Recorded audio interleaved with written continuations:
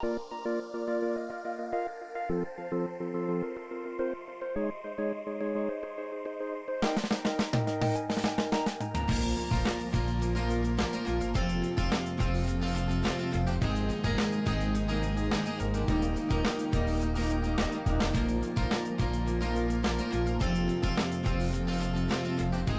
want to say hello to everybody and welcome everybody for coming on board. And I just want to let everybody know a little information about the Expo this year. The Expo has been postponed, just like many other events out there that have been postponed. We are gearing up for 2 virtual shows. We have basically March 21 and November 21, but we also have the live show that will happen in June. However, we don't know. We don't know if the live show will ever happen again, but we do know that the 2 virtual shows will be definitely happening. And here at the NYC Network Group, we are definitely putting together many series like the $1 Million Thinking Organization, one of our exhibitors, Roos Advisories as well, putting Book Yourself Solid and helping every team, build up their team or build up their offices. We have legal shows, we have broker shows. Many different shows are going to be coming that we're going to be offering, especially now that these Expo live shows are not going to be happening. So we're going to do our best to definitely put out some interesting events for everybody to check in and see them all. And of course, hopefully they'll be so informative for you guys to learn something. Today, our hosts are Brian Phillips and Derek Hall. Brian Phillips has been an associate with Douglas Elliman for the last 13 years and is licensed in both Harlem as well as Bronx, Riverdale offices. Brian has been in the business of selling real estate, selling and leasing homes for real estate for 23 years. He is best known for his moniker, the Mobile Broker. He covers several counties, including Manhattan, Brooklyn, Bronx, Westchester. Brian is a member of the Real Estate Board and of the New York and also One Key MLS. Derek Hall, as president of the Charter Real Estate School, CNYRES, Derek hopes to enact genuine changes in the real estate professionals' approach their continuing education requirements. Pioneering the concept of education as a service, the goal is to provide engaging and relevant course topics while also helping to introduce new apps, technology, and software into this new industry. It all began 15 years ago at PropertyShark.com, where his focus was in property, data, and research sector. Ladies and gentlemen, without further ado, I'd like to introduce to you our host, Derek Hall. Welcome, Derek. Thank you very much, Anthony. Really appreciate that introduction. So I'm here with my co-host, Brian Phillips, and we're excited to be getting into this discussion about diversity and inclusion. I would be remiss if I didn't mention that we typically have a third cohort co-host with us, Tywan Anthony. Tywan is a commercial broker, but then also a property manager. He's right now away on business. He has to take care of something at one of his properties. So we're going to go and we're going to carry the banner for Tywan as well. So I think Brian and I are up to the challenge, and we're looking forward to this discussion. So with us today, we have Nikki Sun, Luciane Serifovic, and also Julio Peterson. They're all going to be discussing the successes they've had in the industry of real estate. We're talking here about women, we're talking about minorities, we're talking about immigrants. And so if we're going to talk about inclusion, we've got to talk to everybody. You know, speaking for myself and a little bit for Brian and Tywan as African-American males, we're excited for the idea to associate Black faces with our respective industries, because how many people have ever seen a Black person own a real estate school? How many Black property managers do you know? How many Black commercial brokers do you know? We do have Black residential agents. They're not all on the same level as Mr. Phillips here, but you know, he's doing it at a high level, and we want to make sure that we shine a spotlight on those of us that are doing it, whether we have perceived setbacks or we have actual setbacks. Our successes are worth spotlighting. So we have 3 guests who are going to talk to us about their experiences and their successes as well. I'm going to turn it over to Brian, let him talk so I can take a breath, and then we can get everything going. Yes, hi everyone. Yeah, so Luciane and Julio only have 30 minutes to spare, so I'm going to talk to them first, and I'll talk with Luciane first. Luciane, you want to tell us about a little about your background and how you got into the business? Absolutely. So I have been in real estate now for 18 years, believe it or not, and started as an agent with a small boutique company called City Sites that is no longer in business. And Derek's been in the business long enough that he remembers. Yes, I remember. Then I spent about 10 years as City Habitats, and during that tenure, they got acquired by the Corcoran Group. So internally was the same company and externally was two separate until recently. They now have merged. Was very fortunate to work with Brian Phillips and Nikki at Douglas Elliman for about 4 years. Really enjoyed learning a lot from Dottie Herman. I worked closely with her for 4 years. And the last company I worked for was Town Residential, and unfortunately, they went out of business. I was the director of international sales. They actually ceased the brokerage business. Believe it or not, they still believe have a license. Anyway, so about a year ago, I decided to go independent and open my own real estate company. And I own the first virtual real estate company using blockchain technology. And I also specialize in helping high net worth individuals, sports and entertainment clients. So a recent entrepreneur, and really excited to share my knowledge and be there for all of you that hopefully can at least learn one thing from my experiences that will help you be successful as well. Luciane, so you're from Brazil, yes? Yes. I think you mentioned to me you also you're from Portugal. So how do you identify? You identify as a Latino, or do you identify as European? I am Brazilian, so it would be Latina. Okay. And have you encountered gender or ethnic discrimination over the course of your career? If so, in what ways and how were you able to prevail? Absolutely. Not only, I had a lot of things going wrong or obstacles to overcome, right? First, because I was one of the youngest women in the room every time. Second, because I didn't speak English when I first started in real estate very well. I've worked very hard to speak English like this because I came here when I was 18. I didn't know how to speak English at all. So that was another obstacle, right? Not speaking the language. So absolutely every step of the process from the day I was an agent up until now, I still have obstacles to overcome because I am an immigrant, because I'm a woman, and so on and so forth. And because when you're pretty, people don't immediately give you credit. So yeah, I do unfortunately have gone through those obstacles constantly. In your capacity as a managing director at the various firms you've worked with, why hasn't it been a greater number of African Americans sales agents?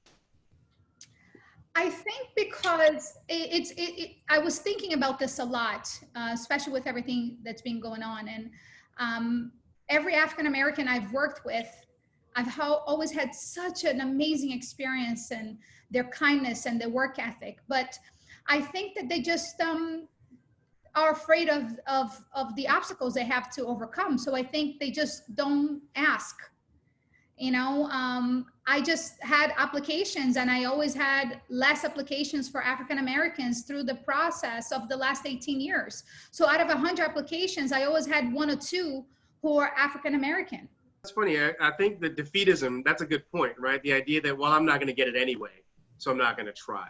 I think sometimes there is a lot of that where, like, the feeling that the deck is stacked against me, which I don't necessarily validate, but I understand that it's a legitimate feeling. Whereas, you know, like, I'm here, I'm going to do my best, but I'm not going to pretend that I have a real shot at getting higher. And that's kind of one of the unfortunate aspects of it, is even like when people hold themselves back.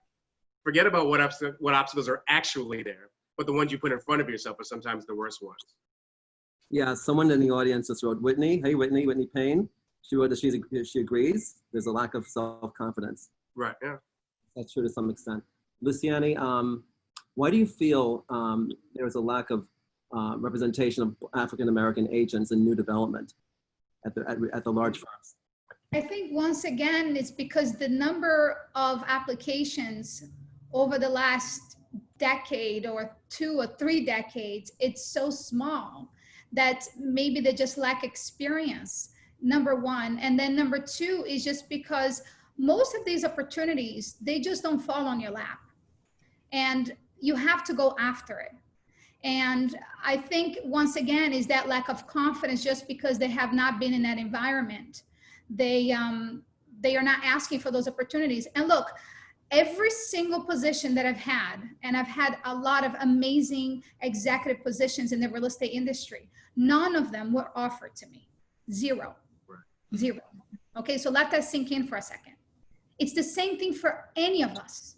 So I had to prove myself over and over and over. I still have to prove myself to sellers, to any other opportunities, to a celebrity that I may have to work with. But that's the thing. You have to ask, otherwise it's not given it to you. And I think, once again, it's because the percentage of African-American agents are small, and that's why you're not seeing them represent new developments. You think the companies could offer training but there are agents at the firm right now, at large firms, who have been with the firm for quite a number of years, who are not given the opportunity. How do you change it around? How does it spin in their favor? I think you need to speak up, right? And look, in reality, you have to have experience to handle new development, right? It's different. It's a much longer sales cycle. It's not like we're selling our resale that's only 3 months to close. When you're dealing with new development, we're talking about 2 years from the moment they're deciding to build until you actually start selling. So it's a very long process of getting that experience, but you need to speak up and go to those that are making decisions and go after the opportunity. And perhaps in the beginning, maybe partner up with somebody who is selling new development and get that experience, so you can eventually be the lead and have all those opportunities come to you. It's available, but you just have to go after it. In your experience, Luciane, why hasn't there been a higher percentage of African-American in mid-level and senior executive positions like you've had?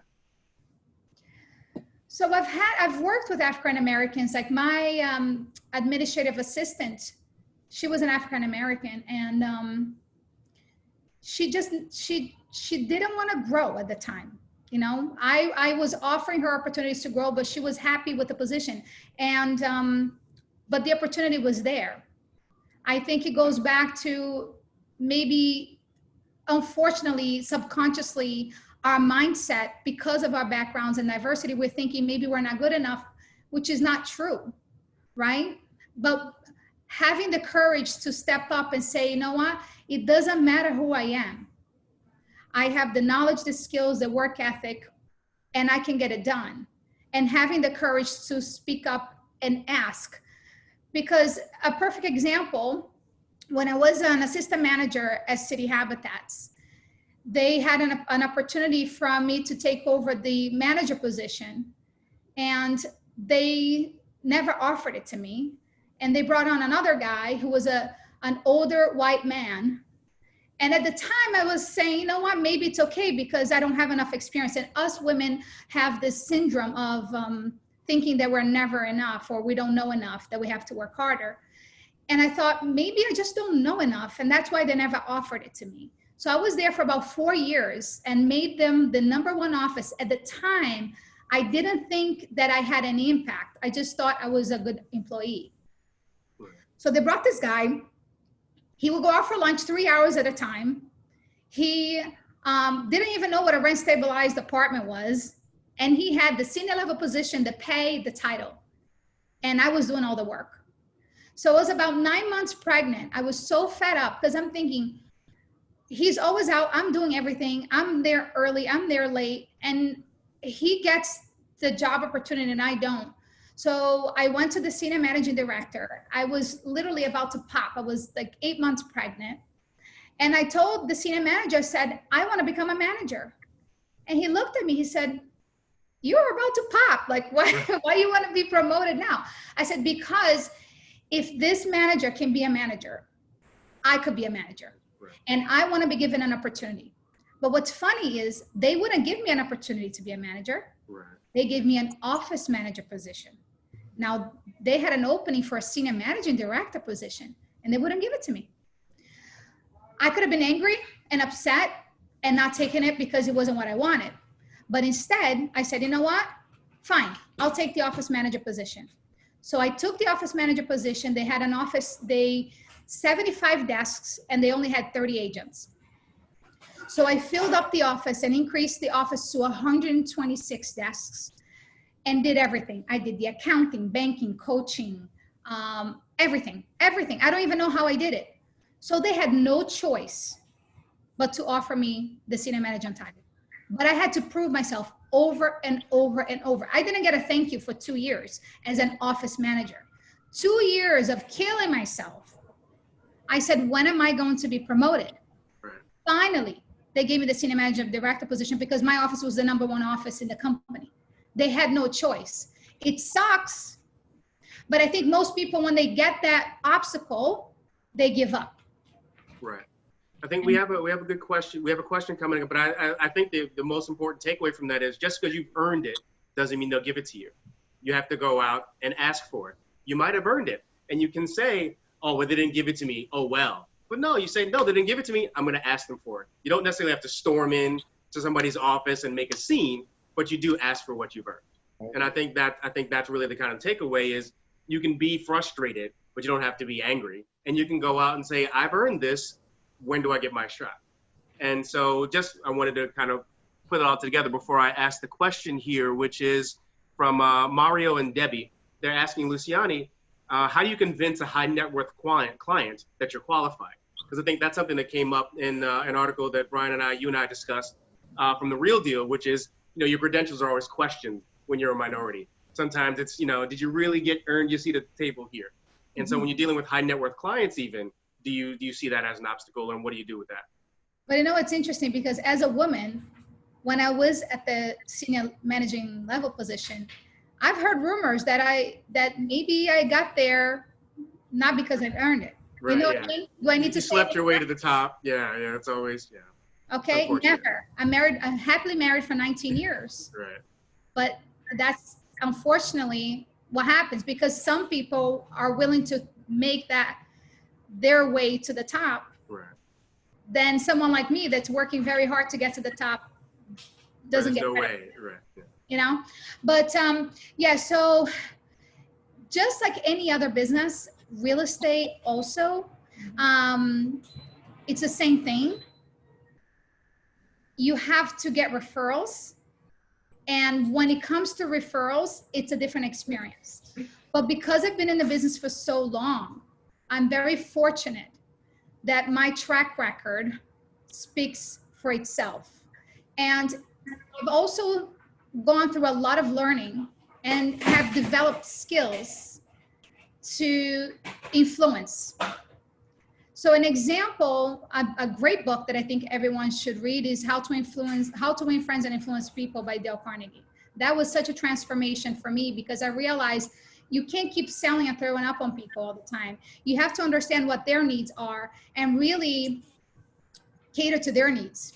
So if I know someone's motivation is X, I'm going to focus on X as opposed to focus on what's about me. You need to really genuinely be interested in the other person, care about them, and think about what can I possibly do to help them. And that's what I do with a high net worth individual, with a celebrity. What are their pain points? How can I fulfill that gap? How can I help them with whatever their needs are? Thank you, Luciane. So we have to move to Julio, who has to go short. Hello, Julio. Hello, how are you? Want to introduce yourself and how you got into the business? Sure, my name is Julio Peterson. I'm the Vice President of Real Estate for the Shubert organization. We're the largest owner of Broadway theaters. And we're also the largest owner of air rights in the Times Square district. We're allowed to float our air rights within the Times Square district, and we sell them to developers so they can build taller towers. I negotiate all of those transactions. I've been at Shubert for 20 years. I started in real estate after undergrad. I wanted to be mayor of New York after I'd studied city planning at Cornell. And so through a friend, a mentor who helped me go to prep school, he knew Carl Weisbrod, who's a lot of people may know who he is. He was the president of EDC under Mayor Dinkins, and then he was the last chair of the New York Department of City Planning and City Planning Commission. So I was able to get an interview with VDC, and I also had an interview with Douglas Durst, Durst organization, because of that relationship. So relationships are very important to get the door open for anybody but for people of color, it's like, for us to even get the little, the doorknob turned is a big thing. Yeah. So I was at EDC for 4 years. I was a project manager and senior project manager responsible for development projects on city-owned land. So the Pathmark in Harlem on 125th Street, I was the project manager for that. The redevelopment of the Audubon Ballroom, where Malcolm X was assassinated, and we built that in conjunction with Columbia into a biotech research park. So I was involved with the lease negotiations with Columbia, the funding agreements, architects, sort of project management from A to Z, from site selection, financing, architectural and engineering aspect, and then all the way to fruition to public approvals and actually full, having the buildings built and dealing with our construction folks on specifically trying to get minority firms hired through the MWBE project program, which was really established back then. I worked there for 5 years and was successful. Then I went to work with Kathy Wild at the New York City Partnership, building townhouses on city-owned land. So a lot of the townhouses you see over at 112th Street and over by in Harlem that were made for affordable for middle class folks who couldn't afford to buy units. We were working with the CDCs, the community development banks, to help finance the deals because the city-owned land was looked at as the equity.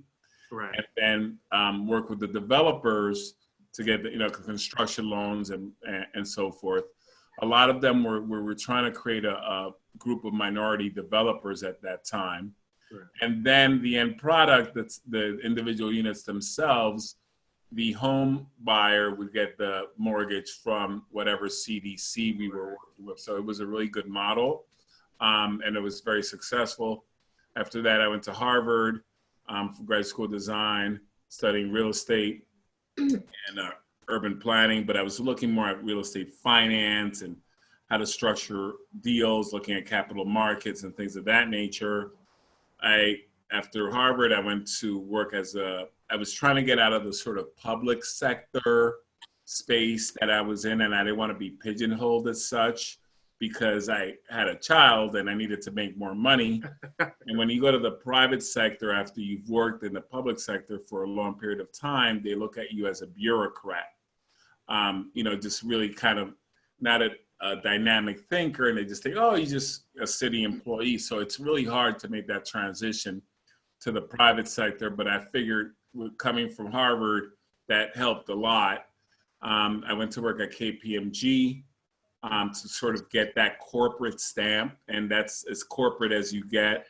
I was involved in one of the things saddens me is that I was really involved in the economic collapse, because when a lot of these mortgages were being securitized and sold, I mean, there was a lot of junk assets in a lot of these securitizations. And so my job in our group was to look at these, billion-dollar mortgage pools and do all the due diligence and put them together and get them ready to go to the rating agencies so they can be rated and then sold off as bonds. And that really helped create a really unstable mortgage sector, and then there was a big collapse. I did that for 2 years because I really didn't like just being behind a computer and analyzing spreadsheets all day, and especially when you're looking at $1 billion pool of mortgages, whether from trailer homes to freezer parks to car dealerships. Everything was being securitized. So I was looking, and I found the Shubert organization was looking for a project manager with largest owner of Broadway theaters to help build a theater and to manage our non-theatrical real estate. I took the job for $20,000 pay cut because I thought I could move up in the company. Now I'm the VP hired me, and now I'm the VP. She left. And I've been there 20 years, so I've done deals, selling air rights deals from, Boston Properties to, the Rudins. I started an outdoor signage business in Times Square, whereby we have billboards in our theaters. I'm also involved in a lot of civic organizations and kind of am the liaison for the Shubert organization and part of the Broadway industry dealing with city government, whether it be city planning, or I kind of call myself a fixer, where, if you have to make that call because Con Ed is digging up a street during your matinee in front of our theater, I kind of call the people at Con Ed and say, can you please stop doing that? And since I have good relationships in some of those organizations and city government from my previous experience, I also wear that hat. Right now, Shubert is very successful. Obviously, our theaters are dark, so things are very complicated in the theater industry right now. But as part of our deals, we try to diversify our income stream. So a lot of the air rights sales that I've done, we've done 1031s and bought a lot of single tenant, triple net properties, which when we were buying them, a lot of the real estate guys that I know, they're like, oh, that's so boring. That's only a 7-8 cap, because everybody was looking at being a lot more aggressive and opportunistic. And now those 7 and 8 cap properties are what's bringing the money. And it's funny because I get all kinds of calls from people trying to buy all of our 1031 properties, which range from all the way up to Walgreens, to BJ's, to M&T Banks, Chase, Kentucky Fried Chickens, all kinds, McDonald's, from New Hampshire all the way down to Florida. So I structured those deals. And then we also own other non-theater real estate in Times Square. If you know Sardi's, I'm the landlord for Sardi's. So I negotiate those deals. And we also have tenants at our Winter Garden Theater. We have the largest Applebee's in the country. Physically, they're 15,000 square feet. So I negotiate those transactions. And I have a lot of other commercial and office type tenants in some of our properties here in New York. We have properties in Boston as well, the Shubert Theater. So that's what sort of my background. I'm born and raised New Yorker. My family is from the Dominican Republic and from the Virgin Islands, but I was born in Columbia Presbyterian Hospital. So I'm like I call myself the Afro-Latin from Manhattan. Yeah, I like it. That is the most diverse resume I've ever heard, by the way. I know a lot of commercial people. That's crazy. That is absolutely insane. I'm getting from Thank you. Luciane is you're willing to take a lower paying job to get your stuff, and you improved yourself over time. And so, and also to climb to the top and to get to be VP, you have to have skill set and you have to have education. Is that right, Julio? Oh yeah, definitely. I mean, they're not giving anything to any people of color here. I mean, as I say from my boss, I have to be better than the white guys. Exactly. And I'm sorry for the white people that are here on the phone, but it's the truth. I mean, whether it's, because if you're just average, an average white guy will get the opportunity, but an average black guy or woman will not. So I'm very cocky about it. And I just let them know I'm generating a lot of revenue for you and you need to pay me. And I'm think out the box and I have the skill set and the relationships. And I'm a very fortunate person, as I tell them, because for every one of me, there's a million brothers out there who don't get the opportunities I did. And also we also have to go for the opportunities. Nothing's going to land on your lap. To Luciane's point. Obrigado, Luciane. How are you? Right. Yeah. So I've been to Brazil twice. I love it. I love it. Right. I have some stats I want to read off, Julio. In 2013, according to a study performed by the Commercial Real Estate Development Association, 77.6% of the industry's senior executives were white men, 14.1% were white women, 2.9% were Hispanic men, 1.6% were Asian men, 1.3% were Black males, Each minority group female category, Hispanic women, Asian women, Black women, and other women held less than 1% senior executive jobs. Has the demographics in CRE changed much over the last 7 years?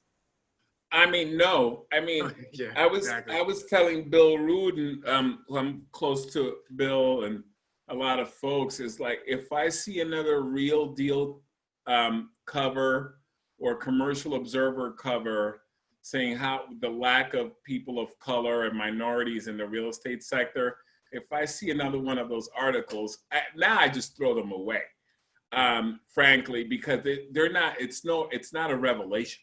Right. I mean, Yeah, everyone knows. And in particular in New York, where a lot of the folks who own property and actually are developers, and I deal more on the development side because I'm selling these air rights and they're complicated and we have all kinds of land use attorneys and things like that. But a lot of them are family-owned shops. Right, yeah. A lot of it is very cliquey. You know, what did they go to the same summer camp together? Did they hang out in the same Hamptons house? Did they go to golf? I have a mentor who's kind of from that background, and like he has relationships with people he went to elementary school with. He can drop his elementary school name, and that's a connection he has. That's a bond that he has. So obviously, it just goes to show relationships, they're very important. And for you, my question really is with a background as diverse as yours is, and how much you've done in terms of the job that you have at the Shubert, how often is it that you're the only person of color in the room? All the time. Yeah. So like, do you have many circumstances? I can't tell you negotiating deals with Related, with Steve Ross and Jeff Blau there, and all the attorneys and all of the muckety mucks. I'm the only person of color, and at times, you know, they've questioned. You know, I'm not going to say anybody specifically, but people have questioned, you know, well, how do you know this? Right. And then I'll just have to pull out the reports that I had done and say, well, I hired this consultant to do this or that consultant. And so a lot of it is, part of it is showing them that you have the capacity and the understanding of the work, but also to the point of like, it really pisses me off when I see people of color get in these rooms and they act so meek. Like, I'm just glad to be here. I'm not that type of guy. And so I let people know that I'm in the room, that I'm involved in the conversation, that I have opinions that are educated, and maybe you agree with them or not, but I'm going to make them clearly stated. And if you agree, we move on. And even when I'm negotiating big multi-million air rights deals, you know, you guys will be like, hey, brother. Or, right. You know, There's a brother, like, right? I don't want to hear the brother crap. Right. This is what the deal is, and we're gonna do the deal. And cool, if you want to hang out, I'm a fun guy too. We can hang out because you don't hang out with a lot of black people, so I'm cool. And you'll be the black friend too. Yeah. And maybe I can help educate them to understand that people of color shouldn't be looked at in such a sort of defined way, that we're sort of multi-dynamic. And that's also an education. And that's what I think is important for people of color in the industry to stand up and speak. And especially now, I'm seeing all these different initiatives that everybody's doing an internship, and, you know, everybody wants to be, you know, go black people after they didn't do anything for so long. And then you give somebody an internship, and what happens afterwards? Right. Are they part of that network that is going to give the job to the kid who went to summer camp with your son? No, they're not going to get it. So to me, all these different initiatives, they are great, but they have to be more comprehensive and more integrated to really allow for the inclusion of people of color in the real estate industry, in addition to the fact that the real estate industry is so multidimensional. Because working on projects from A to Z, I'm dealing with people who are doing borings, architects, engineers, electrical engineers, structural. You're dealing with the financing people, the land use attorney, the transaction attorney, the code consultant, the expediter. All of those jobs and all of those things, just like on Broadway, they say, oh, there's black people on the stage, so you should be happy. But all of the jobs like lighting designer, scenic designer, choreographer, all of those jobs that you need to take a show to Broadway, those are all lily white jobs. In the same way as in real estate. Before that building gets built and the construction financing is secured and they do the takeout, all of those jobs to get to that, you see very few little people of color in any of those vertically integrated components of our industry. So even now, it's, you know, I'm sort of being more vocal about that, but I've been vocal about it for a while. The problem is that now the powers that be understand that there's going to be an economic impact if they don't participate. So I like to use the economics because, as you all know, in real estate, it's all about economics. So how do you say to a real estate developer that if they don't get on board with being more inclusive, they're going to be hurt economically? Is a lot different argument than if you're saying it in the theater, where performers of color may not perform on your stage because you weren't proactive. So how do you propose, what do you think must happen in order for sustainable change and diversity inclusion happen at commercial brokerages? You know, the brokerage business, I really deal in you know, well, commercial real estate. So the brokers that I deal with are primarily office and retail brokers because we don't have residential. I don't really know the residential brokerage side as well, but what I will say is this, that when you look at office brokerage and retail, it is all cliquey. They all know each other and so forth. So to me, one of the things that I was talking to Bill Rudin about was that I would love to see a high school of real estate, of architecture, planning, and real estate, where you can get kids at the high school level to really understand that these are jobs available in these different sectors, get them pumped up to have some skill set. So when they apply to college, they're not applying to, you know, let's use City College. They're not applying to City College just to get a BA, right? They're like, oh man, I studied architecture, I studied planning. Maybe they'll apply to Hunter for their planning program, or some other school that has an architecture program, or maybe they go to Baruch and study real estate finance because now they know that that is a profession. And I think part of it is that there's a lot of kids of color who are poor, and I grew up like that. You know, my mother raised 6 kids in New York City that kind of have an idea, wow, that building is interesting, or how did this happen? Why is this building tall here and shorter here? Because these are the streets they work on, but they don't have the vocabulary to be able to really become professionals in that space, nor the training. So I'm really a big pushing sort of this high school where every year you're cranking out, you know, even if it's a small school, 30 kids who can then go to college, and then they already have that vocabulary and that knowledge set. I'd like to hop on that too, yeah. Sorry, I didn't mean to cut you off, but I'd like to hop on that as well because, you know, for me, again, I own a real estate school. So that's one of the things that I wanted to do was a summer program. You know, any high school senior, if you're 18 years old or even 17 years old, during the summer, you can take 75 hours and get your license and have a better understanding of the industry to think, okay, there's more to this. Maybe I should then pursue other alternatives. But then I think one of the things that can help on the road to that is the discussion that Brian and Tywan and I talk about in terms of the topics we want to cover. So one of the things we want to talk about is the real estate industry and the community. Because most people, whether you're black, brown, white, yellow, green, don't necessarily understand the value of real estate and the power that it has in New York City. Everything in New York City is about real estate, and people just don't understand that. And so I think the more we talk about what the buildings that people see, like you were saying about air rights and, you know, zoning laws, how that actually affects where people live, then they can have an understanding of the value of real estate and that there is a place for them as well. So I think the conversation does have to start on those lower levels about where you live is impacted by real estate. It's not just the house, but the area around you, and then give people the education, the knowledge about what they can do in the industry as well. So I think that's definitely where it starts. Yeah. Absolutely. Yeah. Julio is suggesting that the commercial firms start at the high school level. But what if you're already And what if you're a college educated individual wanting to get into commercial CRE? What do you suggest is the best way to get into the business? I mean, I think that there's a lot of brokers in New York, and I think people, I think there's a lot of brokers. So I think that field is pretty tight.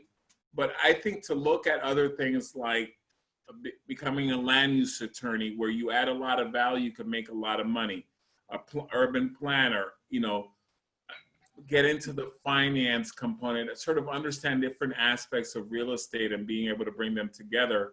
I think to go to places like the Economic Development Corporation that are city agencies, or some of these not-for-profit community development corporations that are doing projects, to be able to get that, and frankly, even the big developers who should really, and I don't want to use the word quota, but they should have, a stream, just like when you go to Harvard Law School or you go to Columbia MBA or whatever.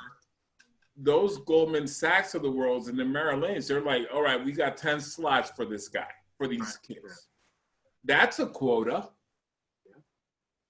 In football, they have the Rooney Rule about hiring coaches. You have to at least interview a black coach. And then the interview thing is really BS to me, because they're going to say, oh, they don't have the skill set. Well, we're never going to have the skill set, right? So to me, it's like you find somebody that you think is smart, and then you give them the skill set. They may not know everything. They may have never sold something, but if they're smart and they can adapt and learn quickly, you should take a chance. And that's how I feel like people gave me a chance, and I had to deliver one because I'm black. And there's a lot of people who want to see you fail because they can say, well, we gave that black guy a chance and look what happened. Right. So to me, it's like, even as a person of color, I just think like, you got to get up in there and really prove it. And we do that all the time, people of color. And whatever we do, whether it's medicine or athletics, or you see, and that scares people too, because it's about power and money. Right. And people don't want to give up their power.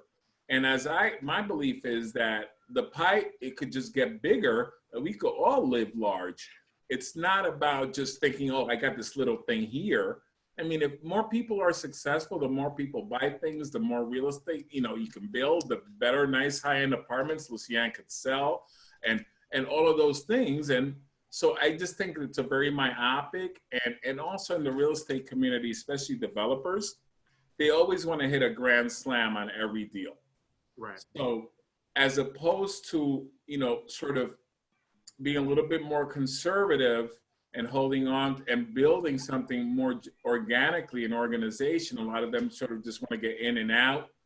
And it doesn't allow for people of color to really come into deals and things like that. Who are the minority influencers, Julio, and Luciane, if you're still with us, who have made an impact in the industry? To me, I would say Max Bond, who was the leading architect.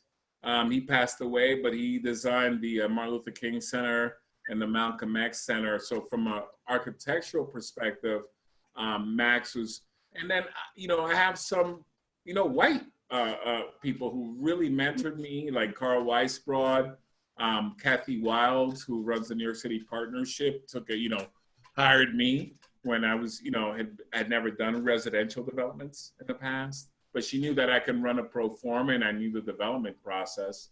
So I would say those from a professional perspective. In your opinion, then we got to make sure we get on to Nikki as well. Nikki, yeah, it's been a great conversation. We might run long too. I don't mind running long, but I definitely just want to make sure. Go ahead, Brian. Next, Nikki, you want to introduce yourself? I know Nikki when she was at Douglas Elliman, and now she's with Compass. Nikki, you want to tell us about yourself and how you got started in the business? Right. So I actually started the business funny. I was renting a place with my ex-husband back in New Zealand while we were building our house.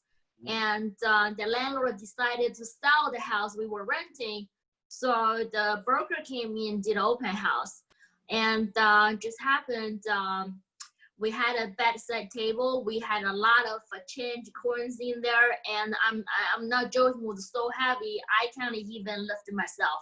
At that time, we were living in the house, so you know it was an apartment. So what happened is after the open house finished, we walked in, and then I realized, you know, the box is gone.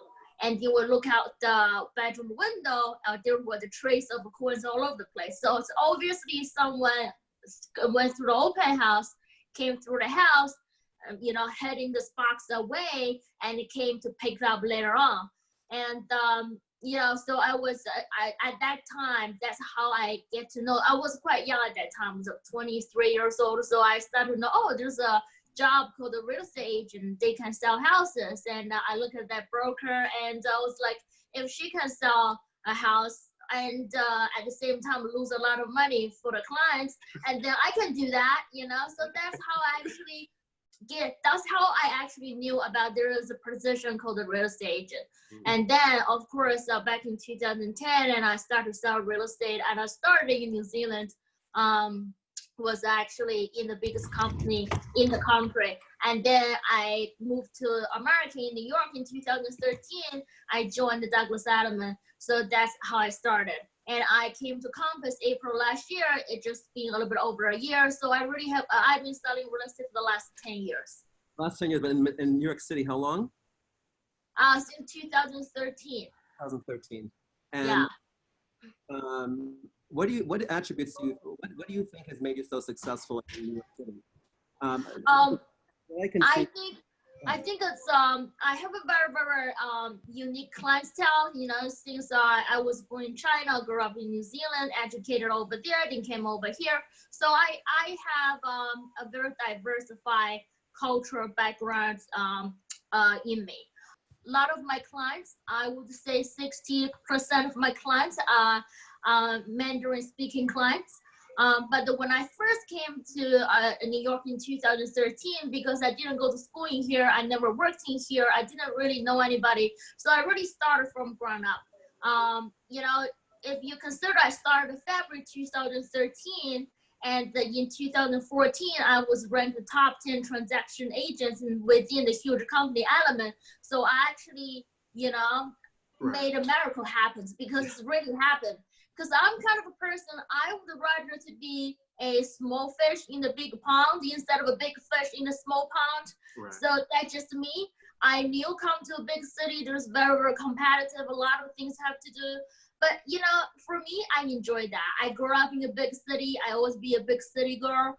And I just love that. And I think real estate is a very tough business. A lot of people think it's easy business because it's so easy to get your license. Right. In fact, a lot of people, they can get their license with eyes closed, right? But it's not about getting a license. It's more about getting the clients. And how you get your first clients, how you build a referral tail, and how do you make sure you satisfy your clients so they will become returning clients. And that's the most difficult part. And I think I'd be able to build a very fast clientele within pretty much 24 months of time, within 2 years. That was very difficult.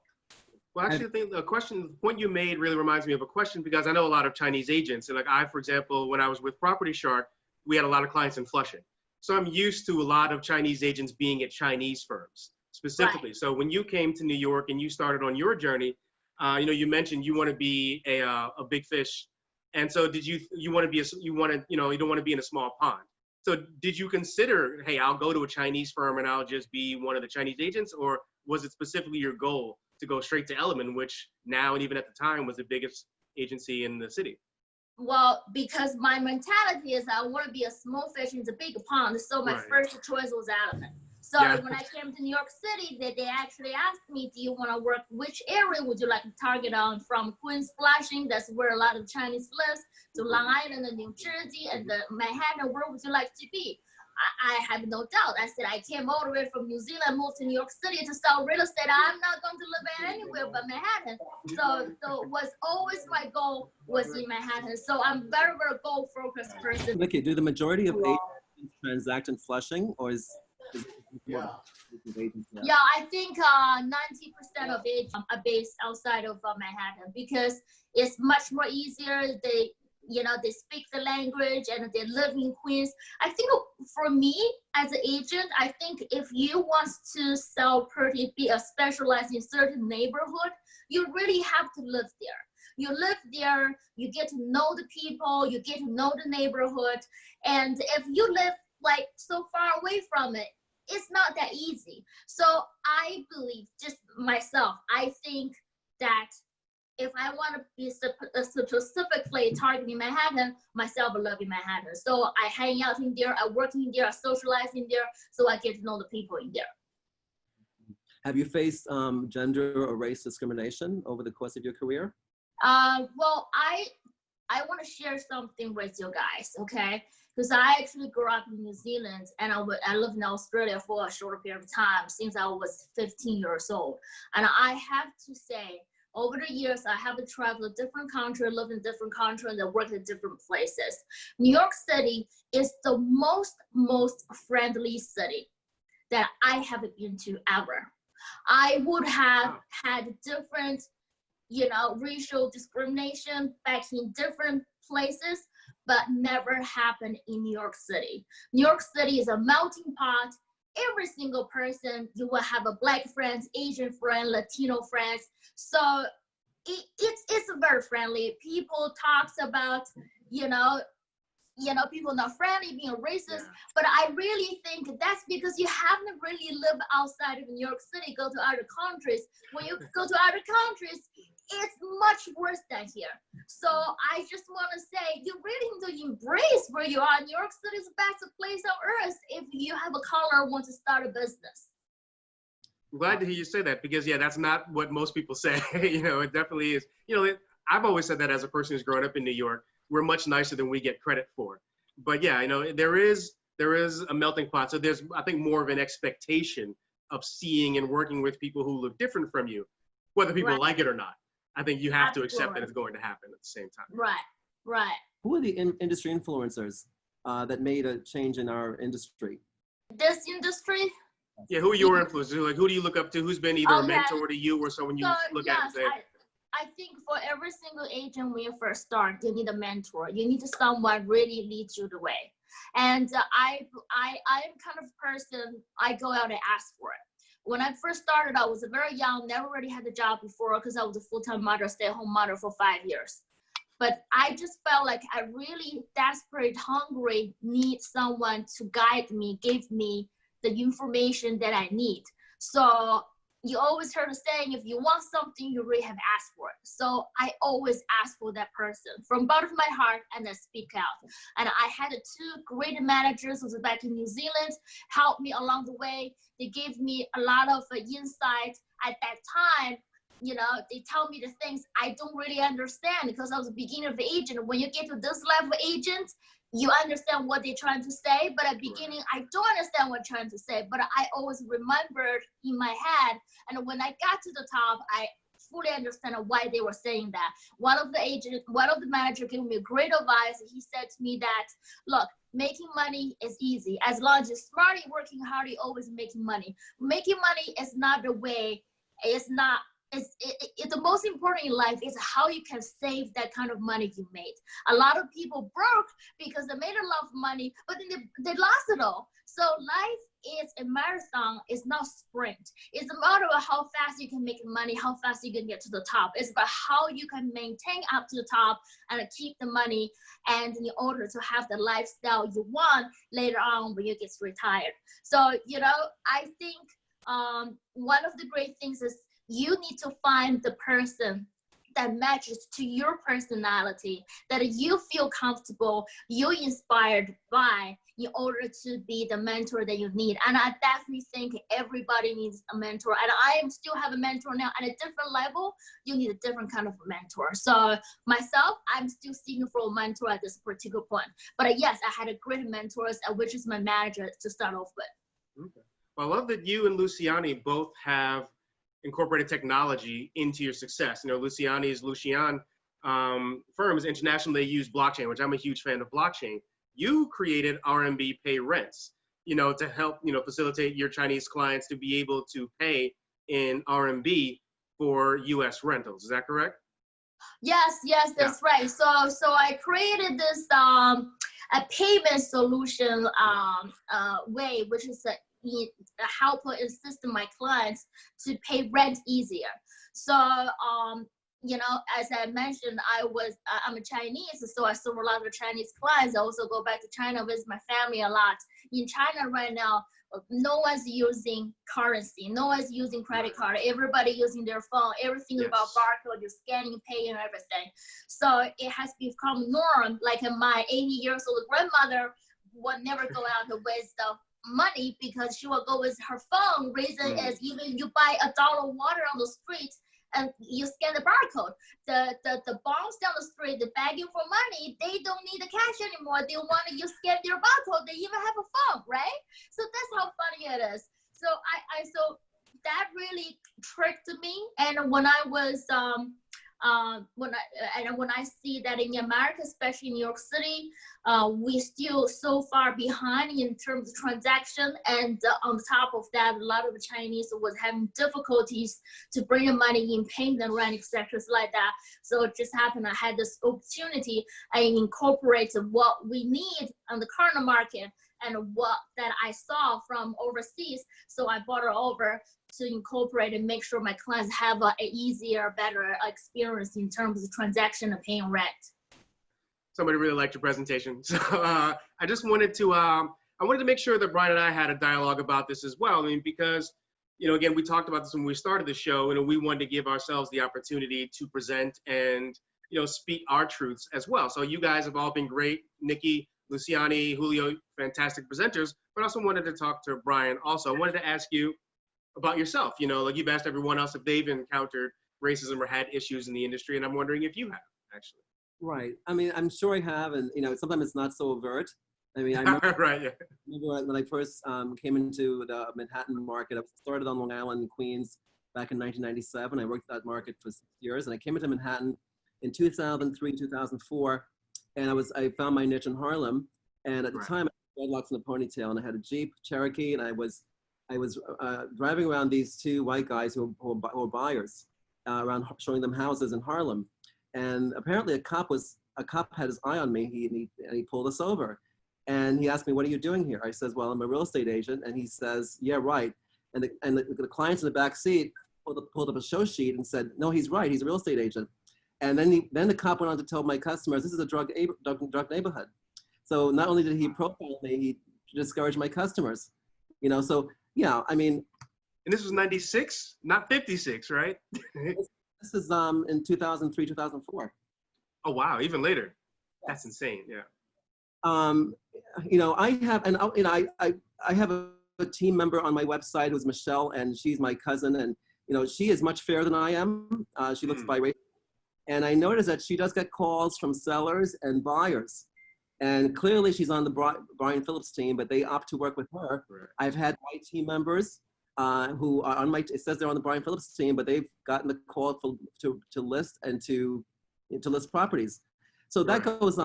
That doesn't really stop me. I persevere. There's lots of fish in the ocean. So I made my way, so yes, I've encountered racism, but I don't let it hold me. I don't really dwell on it. And do you have any mentors or people that you've looked up to in the industry who you've said, "I want to be like that guy," or that woman, for example, anyone that's kind of been an influence for you? When I first came into the Harlem market, and when I first came into the Manhattan market in 2003, 2004, I didn't see many Black agents at all at a large firm. I didn't start seeing Black people until they had Harlem offices, and so I had very few mentors. I remember names like V. Wilson and Spencer Means and, Amanda Jones, people like that, were people that had a lot of listings who I looked up to.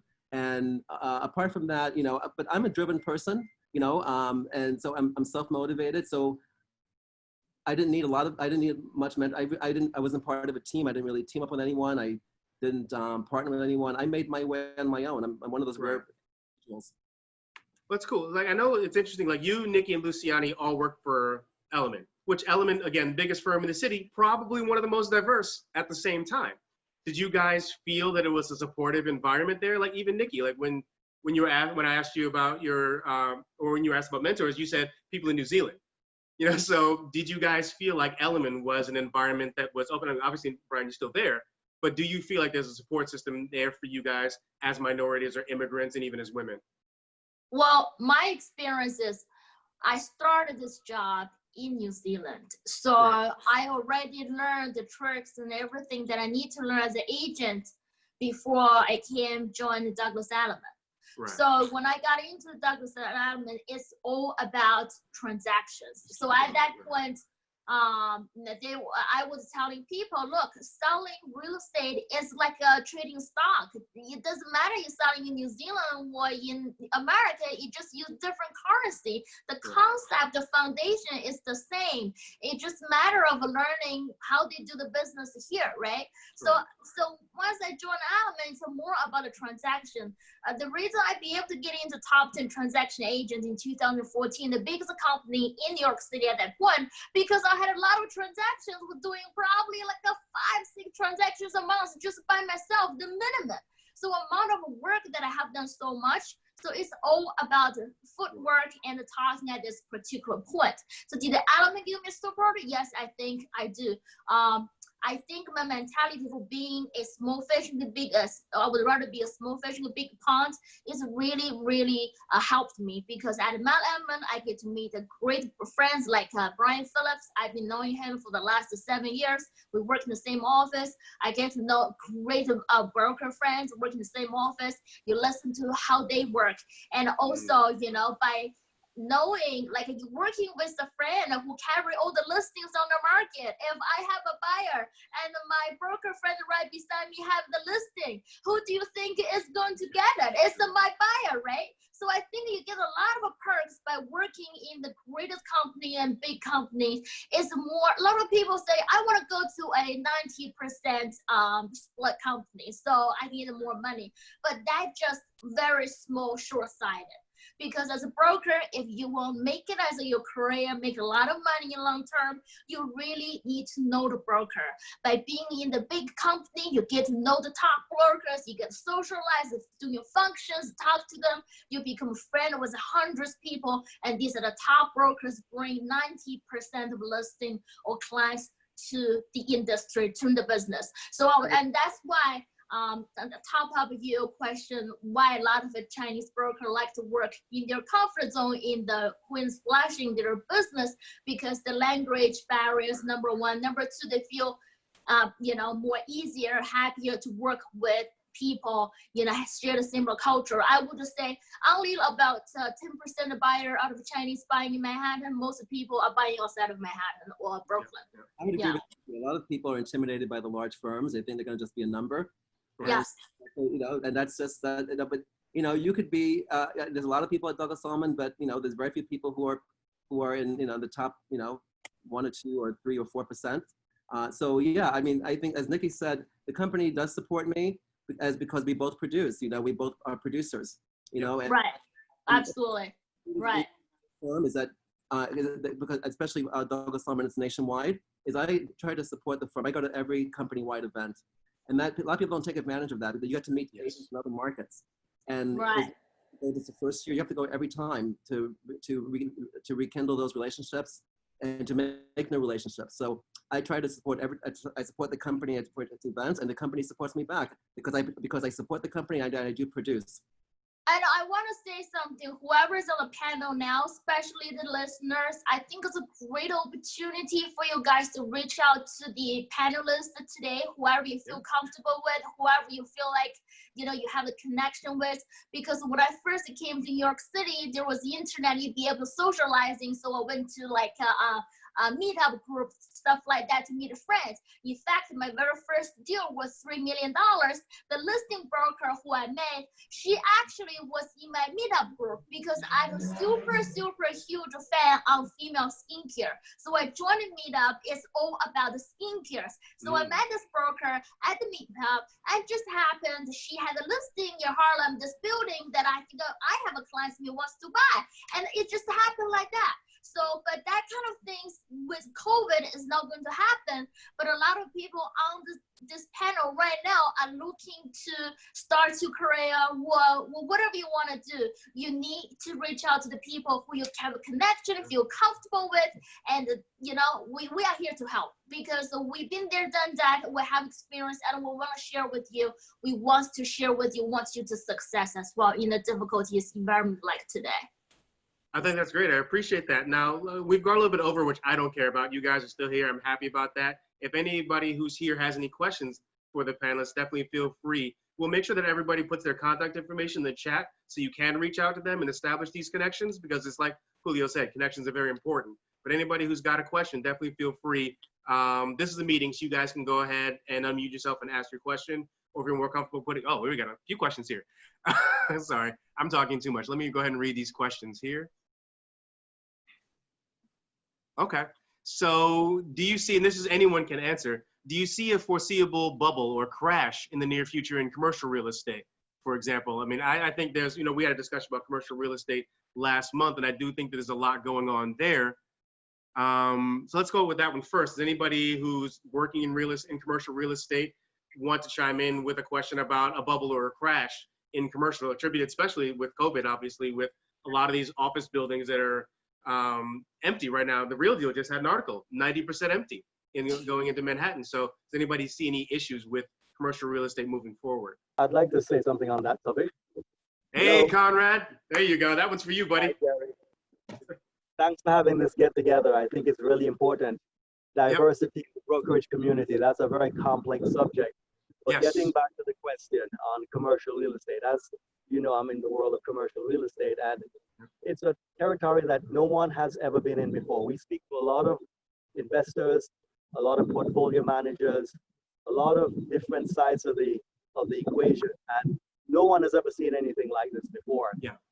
The real pain hasn't yet affected a lot of people. The landlords are still asking for the rents they thought they could get pre-COVID, but the reality is the deals are getting done much, much, much lower. But the question is, even if you can get a lower rent, can you still pay it?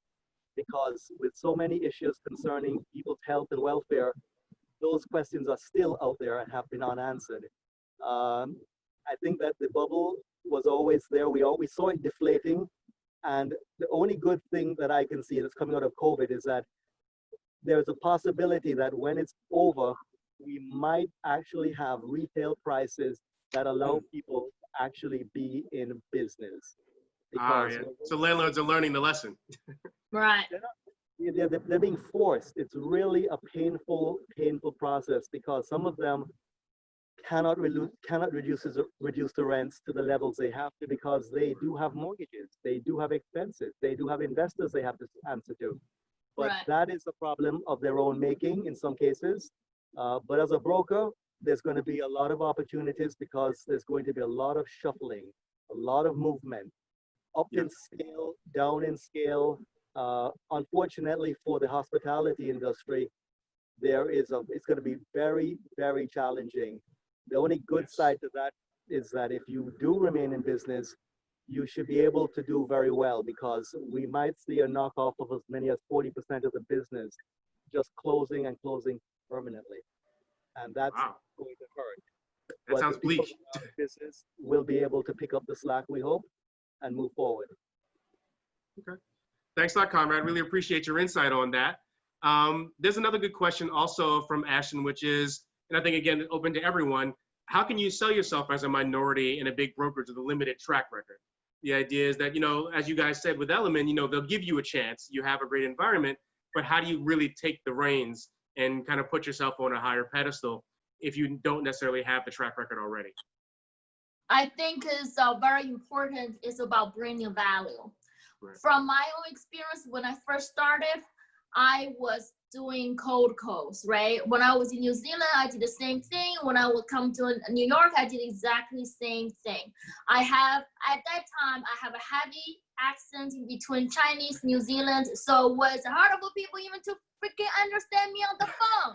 But I still figure out a way, get myself right in front of them so they know who I am. Then they saw me, I'm still Asian right now, you know? So I think at the end of the day, nationality. If you worry about so much about who you are, your nationality, your color, and you're already behind anybody else, forget about that. Everybody is human. You know what the seller wants, what the buyer wants? They want someone can bring the value. They want someone can provide the service they are looking for. If you're looking for a listing, just go knock on the door and talk with the seller. Talk to them what you can get to offer. Okay, maybe some seller don't feel like, oh, you're the right broker for me. It's like a matchmaking event. It's like a finding a boyfriend or girlfriend, right? You gotta put yourself out there. If you go to 10 different listings and 9 people say no, you get a 1, but you know that one maybe worth $1 million, and that can cover you half a year of your living expenses. So I think if you worry so much about your color, you already be left behind. Forget about who you are. I have a heavy accent. I still do right now, but it doesn't bother me doing business. I still have a lot of returning American clients. They could have someone speak American, they can understand better, but they're still willing to work with me because right now, you know what? A lot of business get done through emails and text messages, right? And you just have to get yourself in front of them once. And once you left a great impression, the rest can be done through social media, can be email, text, all this kind of stuff like that. So my mother told me one thing when I was young. My mother told me it's easy to learn English on the paper, it's hard to speak. How to become a great speaker, you make sure you have a thick skin. So make sure you have thick skin, don't worry about it. Right. Nikki has a winning attitude. You can see why she's successful. And that's what all we all have in common on the panel is that we have a winning attitude. We are confident. She has the confidence it takes. And when Nikki and I do a deal, I have to put her on speaker because she does not stop. But it's important. That go-getter attitude is very important. It's like, I want it, I've earned it, give it to me. You have to, to some degree, command the respect that you've earned, even though you've earned it. And I think that's absolutely true. I think it's really funny also, like, Nikki, like your nickname, is like the ninja of real estate, which is kind of racist because that, first of all, that's a Japanese thing and you're Chinese, but I think it's hilarious that, they call you the ninja of real estate. I think well, it's that's fantastic. one of my clients gave me that name. Right, yeah, my exactly. clients gave me that name. So funny. I'd like to add something here. I think that it's been touched on by many of you on the panel that mentorships are important. Yeah. Now, in my field of commercial real estate, that is really the best way for most people to enter the field because it's far more challenging than residential. And you do need a handrail. You do need to have somebody giving you the right approach because it's not just a matter of knowledge, it's about the psychology of the deal. And I think a lot of the more senior agents realize this. There's sometimes when you just have to know when not to do anything or not to actually be too proactive because sometimes that can be construed as being pushy or you're just another broker trying to do a deal. I think that if you come across like that, it certainly creates the wrong forward thrust in your business. You can never put yourself ahead of the client. And for the new people coming in, especially the ones of color, you don't see a lot of them in commercial real estate for a very good reason.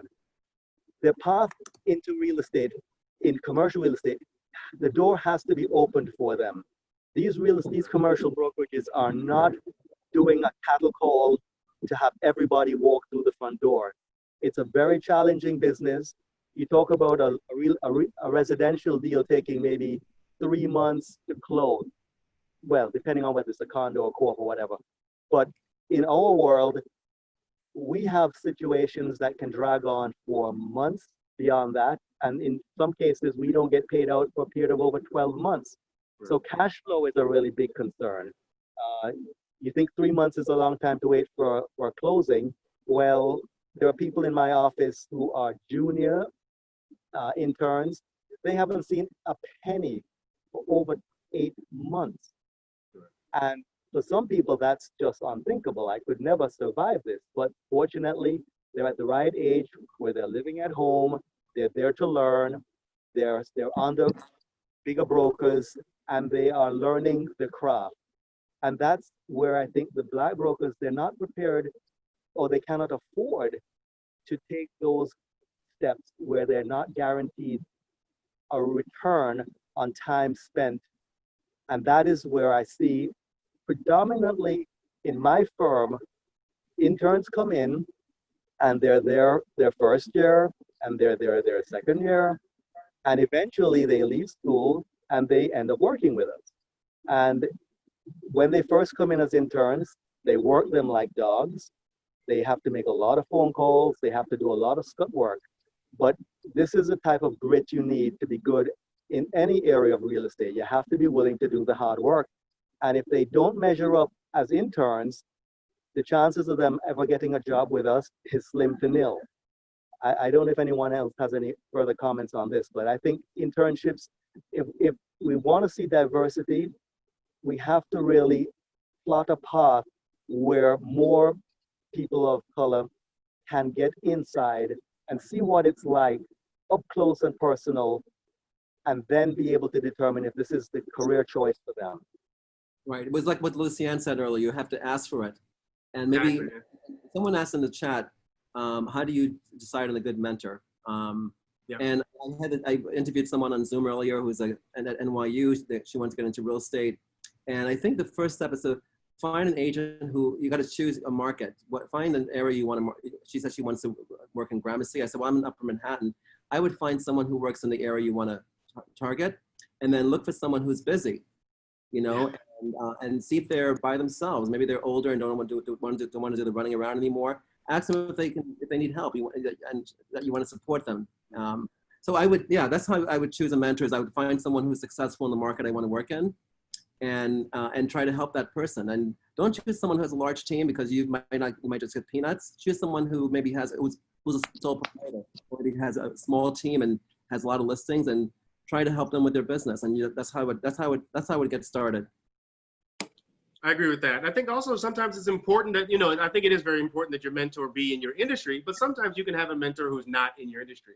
So for example, myself, my mentor is my former boss, Bill Staniford. He was my VP of sales when we were a Property Shark.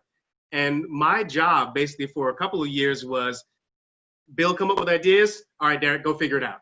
And you can learn by doing. Sometimes you just need to have someone who pushes you and supports you and says, I believe that you can do these things. And just like we were saying earlier, like Julio mentioned it, you know, find a person who's capable and then give them the skills. So you can have a mentor who's not necessarily in your industry, but who can help you get your mind right, have the right mindset to tackle what you're doing. But obviously someone in your industry is a little bit easier to find at the same time, but there's mentors everywhere. You can have people mentoring you and just how to be better at life, and that can help you be better at your job at the same time as well. Good point. Right. But definitely I want to thank everybody for joining us. Thank you very much, Nikki. Thank you, Luciane. Thank you, Julio. Thanks, Conrad, for weighing in. We had great questions from Lisa and Whitney as well. Really, really good participation. And again, thank you, Anthony, for giving us this platform. We really love doing the $1 Million Thinking webinar, and we're looking forward to doing it at the NYC Real Estate Expo as well. So definitely looking forward to bringing you guys more topics. Again, everybody get with each other in terms of contacts, communications. These people are available to be mentors if you want them. Make sure you reach out and connect. Thanks everybody for joining us, and see you next time. Bye. See you. Bye-bye. Thank you. Thank you, Nikki. Bye. Thanks, Brian. Thanks, everybody.